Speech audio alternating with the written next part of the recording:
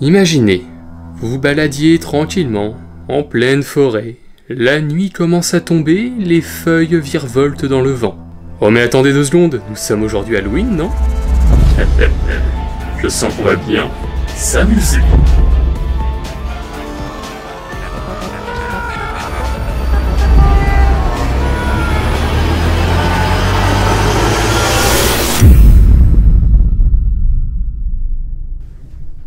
Bien, reprenons.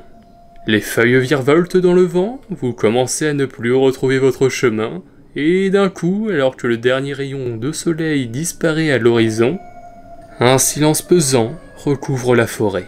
Plus un seul bruit, les oiseaux se sont arrêtés de chanter, seul le vent dans les branches se fait entendre. D'un coup, vous entendez un craquement derrière un bosquet.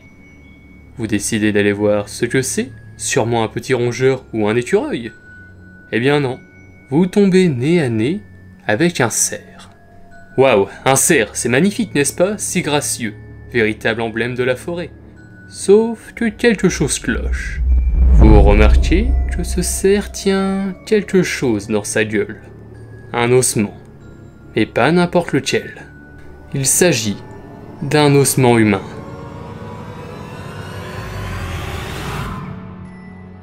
Et là vous allez dire, oh, quoi qu'est-ce qu'il raconte? C'est n'importe quoi, le cerf c'est pas carnivore. Et je vais vous répondre que, effectivement, les cerfs ne sont pas carnivores. Enfin, normalement. Il y a quelque temps de cela, plusieurs photos ont été prises montrant un cerf de Virginie grignotant des restes humains. Plutôt effrayant, non?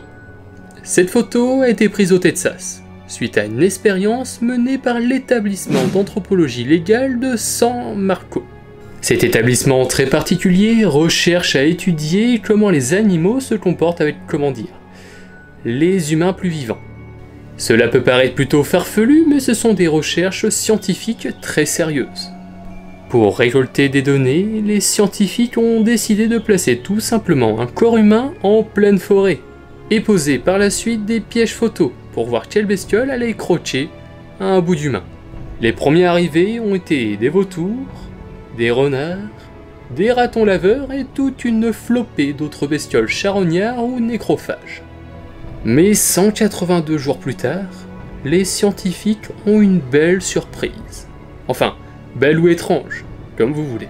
Sur la photo, un cerf grignotant une côte. Ah oui, à cette époque, le corps n'est plus qu'un tas d'os. En réalité, le monde scientifique soupçonnait déjà de nombreux animaux tels le cerf, le zèbre, l'hippopotame et certains autres herbivores de pratiquer l'ostéophagie, c'est-à-dire de ronger ou d'ingurgiter des os. Mais jamais il n'avait eu de véritable preuve de ceci, jusqu'à cette photo. Quelques jours plus tard, un deuxième cerf s'approche des ossements et lui aussi se met à grignoter un os. Ce comportement pourrait s'expliquer par le fait que divers animaux, lors des périodes froides, ah oui, cette photo a été effectivement prise en janvier. Ces animaux ont beaucoup moins de ressources de nourriture disponibles, et pour survivre, ils ont en partie besoin de manger de nombreux éléments, dont les éléments minéraux. Le fait de pratiquer l'ostéophagie permettrait à ces cerfs de trouver ces éléments minéraux si rares à cette époque, tels du calcium, du sodium ou du phosphore. Voilà. Mystère résolu. Mais il faut savoir que dans la nature, quand le manque de nourriture se fait sentir, plusieurs animaux qui peuvent paraître à première vue totalement inoffensifs et sympathiques peuvent boulotter des oiseaux ou des rongeurs blessés ou facilement attrapables. C'est le cas par exemple du mouton ou d'autres herbivores, et évidemment du cerf, car ces animaux facilement attrapables ou blessés sont une source de nutriments très riche. Donc, la prochaine fois que vous croisez un cerf, ne vous inquiétez pas. Ce sont des animaux craintifs et dans la plupart des cas, inoffensifs. Enfin, normalement. Donc la prochaine fois que vous baladiez en forêt, faites attention, qui sait sur quelle créature vous pourriez tomber. Sur ce, je vous souhaite un joyeux Halloween. Salut.